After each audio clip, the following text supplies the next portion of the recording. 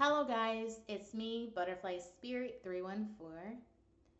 So, guys, I want to talk about something that I learned from the book, The Psychology of Money. And in case you guys want to know what I'm talking about, this is the book, The Psychology of Money. There's a lot of people who read this book. It's a well talked about book. It was a book that I didn't know anything about, but it was recommended online.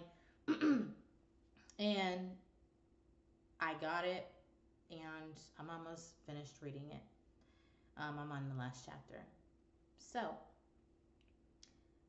one thing I found myself thinking about this morning was about something that was mentioned in one of the chapters in the psychology of money. And it was one chapter devoted to this one thing. And the thing is that when it comes to making financial decisions,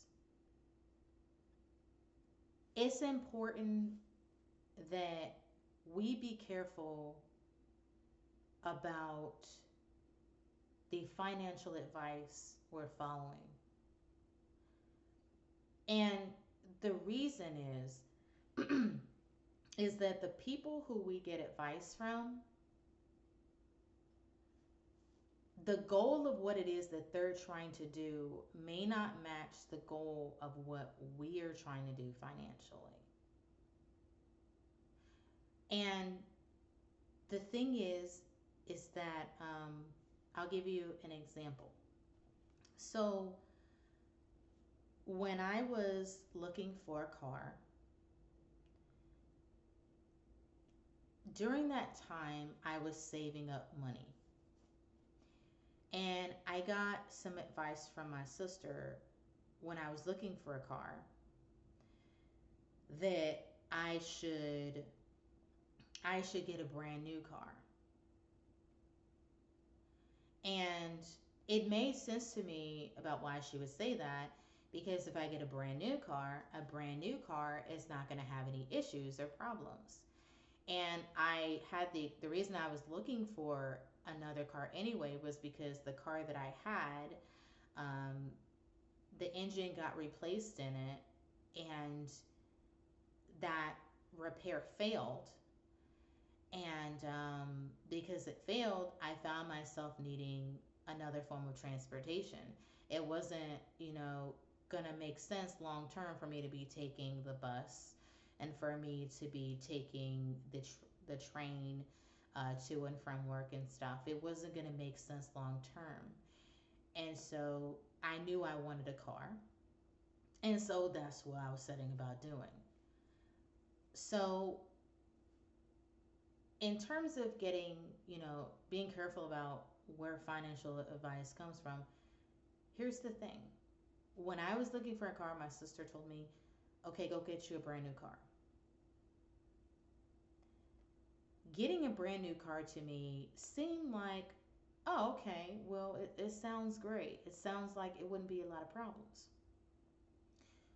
Well, here's the thing about getting a brand new car. If I would have went that route, right, the circumstances that my sister has and the circumstances that I have is different. Just like what the author in the psychology of money is talking about. When people go and we get financial advice from people,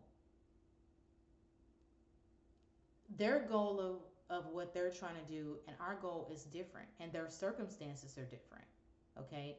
So my sister's circumstances of her telling me to go get a brand new car, well, my sister and I were different in age. She's older than me.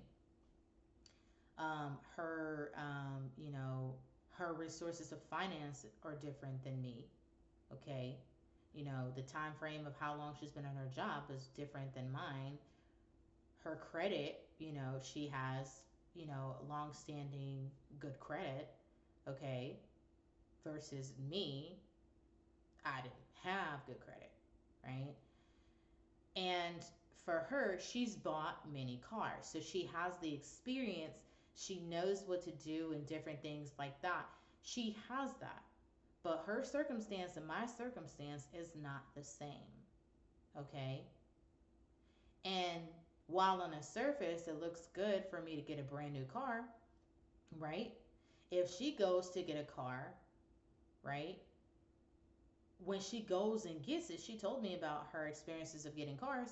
She's gonna have a way lower car, monthly payment for a car than me because her credit is good. Okay. Now, if I go try to get a car, okay, and I tried this, I tried to go to get a car and stuff. It wasn't a brand new car, but it was a used car. I tried going to a car place to get a car, and they wouldn't even approve me for getting a car, even though it was used, even though I had a down payment, right? Versus my sister, for her, she can go get a car, have a low car payment and stuff, quick and easy, right? And, I tried it her way and it didn't work. Luckily, I didn't move forward with doing that. And I just stuck to my guns and said, you know what? I'm just going to get me a used car. And I'm going to I'm going to stick with the money I'm saving up and I'm going to use that money to get me a car because I don't want to have a car payment, right? I don't want to be paying a bank for, 5 years for a car because I'm never really going to own that car until after I make years and years and years and years of payments on a new car. And I don't want that. I want to get a car and own it and it be my own car, right? And the thing is that, you know, I stayed clear about what my goal was, which was getting a car. Now, the used car, it was new to me. It wasn't brand new, but it's new to me. And it was a decent car, and I have it parked outside right now. The car has had its issues, but ultimately, I decided to get a car that I can afford. Okay? If I would have went the route that my sister said, I would have had a brand new car and I would have been stuck with having a brand new car and I would have been making a car payment, well over $1,000. Plus, I probably would have had $1,000 insurance payment, and then I would be putting gas in the car, right? And I would be stressed the fuck out, okay, if I had a brand new car. Now, a new car, like I said, sounds great because a new car ain't gonna have issues, right? Well, recently there was a water leak in my house, and it was like a toilet leak. And the guy from the water company came to fix the toilet. This is gonna make sense, I promise. So, the guy from the water company, he's checking out the toilet. He identified there was a leak, and we got on the topic of cars. I don't know how. But anyway, he told me, he said, "Oh, well, you have a car?" And he's not the second guy he's not the first guy to tell me that. There was another guy that was here fixing, that was actually replacing the water meter a couple years ago, like maybe 3 years ago, and was talking to me about cars the same way. The guy 3 years ago, when I was talking to him about cars, he was like, "Hey, you got a car?" I said, "Yeah." He said, "Is it a decently running car or whatever?" I said, "Yeah." He said, "Is it used?" I said, "Yeah." He said, "Is it getting you around?" I said, "Yeah." He said, "Keep it." He said, "You want to keep that car as long as possible." I said, "Well, why you say that?" He said, "You don't want to go and get you a new car or whatever. You don't want to do that." He's like, "Cause the race with these getting new cars is outrageous." He's like, "I know, I bought one, and I tell anybody I can, if they got a decent car or something, keep it as long as you can. Try to keep it as long as you can or whatever, so that you have something long term, because you don't want to find yourself in debt over a car." And then, you know, and that guy in my circumstance, probably different, right? Of course it's different. you know. But am I going to heed his warning? Yes. I'll take what I can from it, right? And in the long run, like what the guy said made sense. And I'm glad that, I listened to him, but I also kept it realistic about what my circumstances were too. You know, kept it realistic and was like, all right, well, hey, I guess what I'm doing right now is good for me financially. Let me go ahead and keep that going because it makes sense for me and where I really am truly, really. So the guy, what was it, last month came and fixed a toilet leak. Remember, I was telling you that my sister said it was a good idea to go buy a brand new car? Well, I was talking to the guy that was that was looking for the toilet leak in the toilet, and he found it, by the way. So, we got on the topic of cars, and he said, he was telling me, he said, he's like, he's like, my wife went and got, my wife went and brought a new car from a dealership. I said, oh, awesome, he's like, well, things, things aren't going so well with the car. I said, well, what do you mean?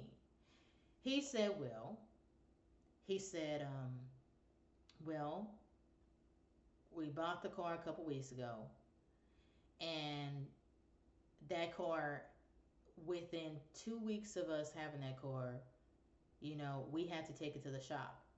And so far, that car has been in and out of the shop. And I'm thinking to myself, this is a brand new car.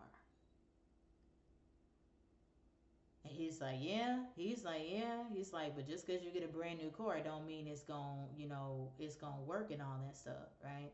He's like, because our car's been in and out of the shop and stuff. The car's been having, transmission issues or engine issues or whatever and stuff like that and stuff. And we still trying to find out what's wrong with that car. You know what I'm saying? It's having all kinds of problems. And we spent a whole bunch of money on that car, and we got to make payments on that car. We already drove it off the line, right? And, me saying transmission or engine issues, it's something wrong with the guy's car. But he said it was something significant because they had to keep taking it in and taking it back and forth to the dealer. Okay. So obviously, getting a brand new car isn't the best option. You know, my sister's telling me, oh, it's a good idea to do it. Glad I didn't listen to her. And I'm glad I kept it realistic, right? And one of the things I take away from the Psychology of Money's author is that as I make financial decisions, I want to be aware of what is the person's circumstances that I'm talking to versus my own circumstances. Am I able to do the same thing they're doing? Is there some deal they're getting that I'm not getting? You know, and would I be able to sleep at night if I make a decision based off what somebody else said? What am I going to do if things backfire? You know, and that's the thing about financial advice. I mean, it's okay to want to get advice from people and to want to look up to people and want to understand things. It's okay to want to do things. Okay? It's okay to want to get a leg up and move forward financially. But the thing is that we have to make sure that when it comes to making financial decisions, we have to make sure that we make decisions that we can live with. Because things can go wrong. Look at what happened to the guy at the water company. You know, things can go wrong. And, you know, if I would have brought a brand new car like my sister said, I may find myself in a situation where I'm not even able to keep the car because it's like $2,000 or $3,000 more than what I thought it was going to be for having a car, you know. And the thing is, I realize the important thing is that doing research is important, but also keeping it truthful about where I really am financially matters too. And also another thing too is thinking about where I've been or where you've been. You know what your life has been like financially. If you found yourself in and out of jobs, let's say you go get a job, you're doing a fantastic job, you live on your own and you're living with somebody, you're a part of a couple, and then let's say you lose your job, and then it takes you 6 months to get a job, you know? If you've been through that, I've been through that. And me being aware of my financial circumstances I've been dealing with financially in the past, taking those things in consideration is important for my financial decisions in the future.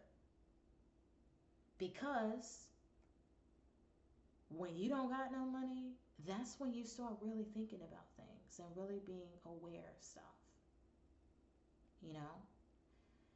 And I think that's something that we forget a lot of the times is we forget about when we're working a job and we're making money and stuff, things are going good. We forget about what we went through. But what are we doing to protect ourselves from if we lose a job tomorrow? You know?